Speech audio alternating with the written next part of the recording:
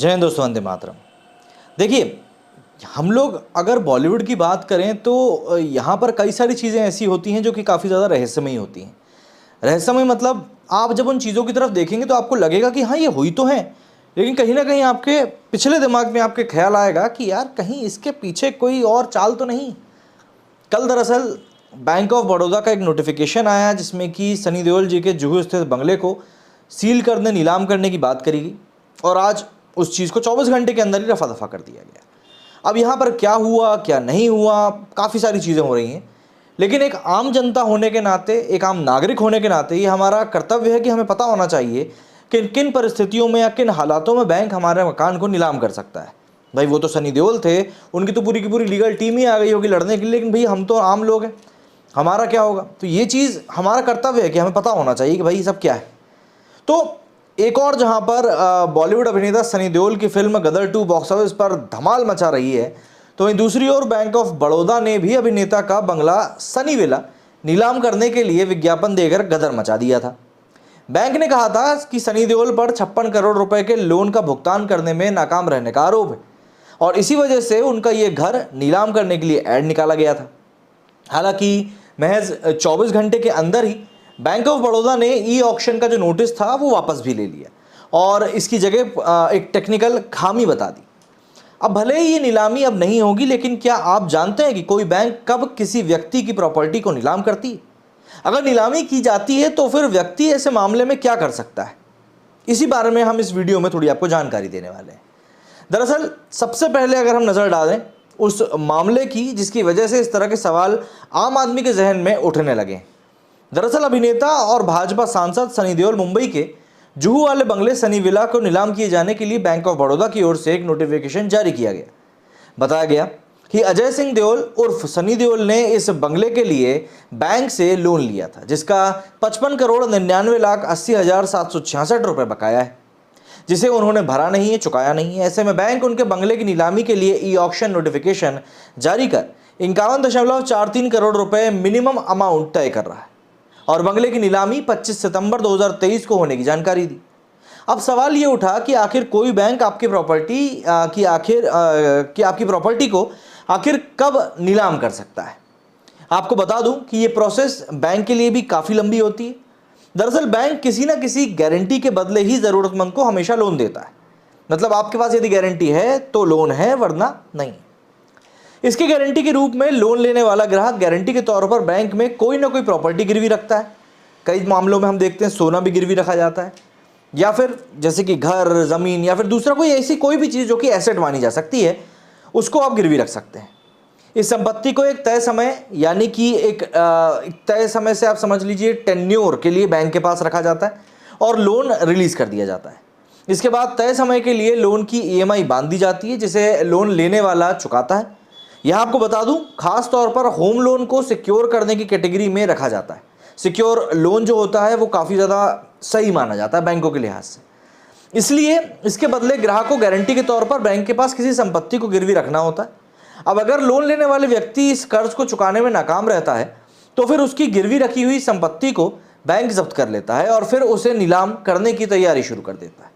लेकिन नीलामी झट से नहीं होती, इसके लिए कई कानूनी प्रक्रियाएं होती हैं जिनमें समय भी काफ़ी लगता है। दरअसल बैंक के पास किसी भी गिरवी रखी गई प्रॉपर्टी या फिर संपत्ति को नीलाम करना एक आखिरी ऑप्शन होता है, जबकि उसकी ये उम्मीद बिल्कुल ख़त्म हो जाती है कि कर्ज लेने वाला व्यक्ति लोन चुकाएगा ही नहीं। जैसे ही उसको ये चीज़ समझ में आई फिर वो नीलामी की ओर बढ़ जाता है। लेकिन ये फैसला लेने से पहले बैंक की ओर से ग्राहक को एक नहीं बल्कि कई मौके भी दिए जाते हैं। बैंकों की लोन प्रक्रिया के दौरान इस तरह की नीलामी के मामलों के लिए कई नियम कानून बनाए गए। RBI गाइडलाइंस के मुताबिक अगर कोई ग्राहक होम लोन की पहली किस्त मतलब कि EMI नहीं चुकाता है तो बैंक या वित्तीय संस्थान उसे गंभीरता से नहीं लेता। बैंक को लगता है किसी कारणवश एक EMI में देरी हो गई होगी, लेकिन जब ग्राहक लगातार 2 EMI भरने से चूक जाता है तब फिर बैंक इससे सबसे पहले ग्राहक को इस संबंध में रिमाइंडर भेजता है। लेकिन रिमाइंडर भेजे जाने के बावजूद यदि ग्राहक तीसरी EMI की किस्त भुगतान करने में असफल रहता है तो फिर बैंक लोन चुकाने के लिए उसे कानूनी नोटिस भेज देता है। इस तरह से देखा जाए तो बैंक का एक्शन 1-2 नहीं बल्कि लगातार 3 EMI ना चुका पाने के बाद शुरू होता है। लेकिन नीलामी करने की नौबत अभी भी बहुत दूर की बात होती है। दरअसल अगर कानूनी नोटिस के बाद भी लोन की ईएमआई नहीं चुकाई जाती है तो फिर ऐसे ग्राहक को बैंक डिफॉल्टर घोषित कर देता है और उसे दिए गए लोन अमाउंट का बचा हुआ हिस्सा एनपीए मतलब कि नॉन प्रॉफिटेबल एसेट यानी कि फंसे हुए कर्ज की श्रेणी में डाल देता है। मतलब इस सारे प्रोसेस में देखा जाए तो बैंक 3 महीने की ईएमआई नहीं चुकाने वाले ग्राहक को करीब 2 महीने का और वक्त देता है। अगर ग्राहक इसमें भी चूक जाता है तो फिर बैंक ग्राहक की संपत्ति के अनुमानित मूल्य के साथ नीलामी नोटिस भेजता है। अगर ग्राहक नीलामी की तारीख से पहले यानी कि नीलामी नोटिस मिलने के 1 महीने बाद भी किस्त नहीं भरता है तो बैंक नीलामी की औपचारिकताओं के साथ आगे की प्रक्रिया को शुरू कर देता है। अब यहां पर यह जान लेना जरूरी है कि क्या किसी गिरवी रखी गई प्रॉपर्टी को एनपीए घोषित करने के साथ ही उसकी नीलामी शुरू कर दी जाती है, प्रक्रिया शुरू कर दी जाती है? तो आपको बता दूं कि ऐसा बिल्कुल नहीं है। एनपीए घोषित करी गई प्रॉपर्टी को 3 तरह की कैटेगरी में डाला जाता है। सब स्टैंडर्ड एसेट्स, डाउटफुल एसेट्स और लॉस्ट एसेट्स शामिल हैं इसमें। ईएमआई नहीं चुकाने की स्थिति में सबसे पहले लोन अकाउंट 1 मतलब कि अकाउंट 1 साल तक सब स्टैंडर्ड एसेट्स अकाउंट की कैटेगरी में रखा जाता है। इसके बाद भी कोई आउटपुट ना आ पाने पर इसे बैंक डाउटफुल एसेट्स में डाल देता है। वहीं जब लोन रिकवरी की उम्मीद पूरी तरह से खत्म हो जाती है और बैंक को लगने लगता है कि ग्राहक इसे नहीं चुका पाएगा तो फिर गिरवी रखी गई प्रॉपर्टी को लॉस एसेट्स मान लिया जाता है। बस लॉस एसेट्स बनने के बाद ही प्रॉपर्टी को नीलाम किया जाता है। नीलामी के लिए बैंक पब्लिक नोटिस जारी करता है बाकायदा और ऑक्शन की डेट सार्वजनिक करता है। बैंक की ओर से की जाने वाली नीलामी की प्रक्रिया इन बताए गए चरणों के बाद पूरी हो जाती है। यानी कि लोन लेने वाले ग्राहक को अपनी प्रॉपर्टी नीलाम होने से बचाने के लिए एक लंबा समय मिलता है। इस अवधि में अगर वो किसी भी समय बैंक से संपर्क कर बकाया राशि का भुगतान कर मामले को सुलझा सकता है तो ग्राहक बैंक को अपनी परेशानी बता सकता है, साथ ही दस्तावेज सौंप सकता है। यही नहीं, लोन का पुनर्गठन से कुछ महीनों तक ईएमआई टालने या ईएमआई की राशि कम करने में मदद भी मिलती है। हालांकि ऐसे मामले में होम लोन की टेन्योर जरूर आगे बढ़ जाती है। गौरतलब है कि किसी भी तरह की संपत्ति की बिक्री से पहले बैंक या उससे वित्तीय संस्थान जहां से ग्राहक ने लोन लिया है उसे एसेट का सही प्राइस बताते हुए नोटिस जारी करना पड़ता है। इसमें रिजर्व प्राइस और नीलामी की तारीख, समय और शर्तों का उल्लेख करना ही पड़ता है। जिस व्यक्ति की प्रॉपर्टी नीलाम हो रही है और उसे ऐसा लगता है कि मेरी गिरवी रखी गई प्रॉपर्टी का दाम कम रखा गया है तो वो ऐसे नीलामी की प्रक्रिया को चुनौती भी दे सकता है।